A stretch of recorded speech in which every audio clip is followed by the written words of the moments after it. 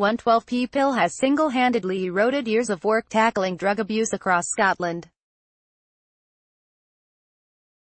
Experts working on the front line of the country's drugs crisis say edazolam, known as street Valium, has practically voided the efforts, and the millions of pounds in investment, put towards helping drug users tackle their addictions and cut down on drug deaths. The small blue tablets, which are sold for 12p or less, have flooded the Scottish drugs market over the last 4 years and have contributed to the country's status as the drugs death capital of Europe. Read more. Drug death rate in Scotland at record high. Medics say they are fighting against a perfect storm of extremely severe and complex social problems affecting drug users, the impacts of austerity on the most deprived in society, as well as a highly sophisticated network of organized criminals bringing the deadly pills to market. Of the 1187 people who died of drugs overdoses last year, almost half were found to have edazolam in their bodies along with other substances such as methadone and heroin.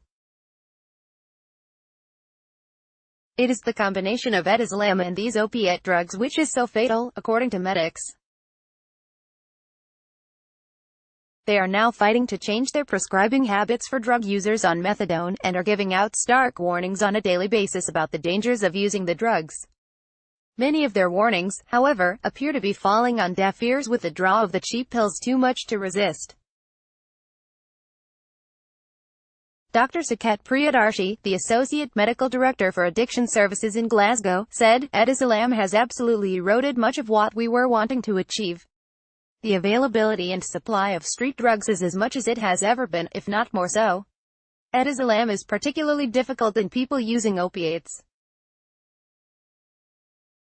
We are constantly looking at our prescribing response to minimize the harms of that combination, but it is very difficult because of the availability, low price, and the situation of people who are wanting to use them. Some of that has to be linked to the fact that people using drugs are getting older, feeling more distant from recovery than ever and feeling less hope about positive outcomes, and therefore falling back on drug use in an environment providing them with really large amounts of drugs. There are other drivers that we don't have evidence around, like austerity and welfare reform. What is the impact on people living on the edges of society? They tend to be the ones who feel the cuts in public services and welfare reform the most.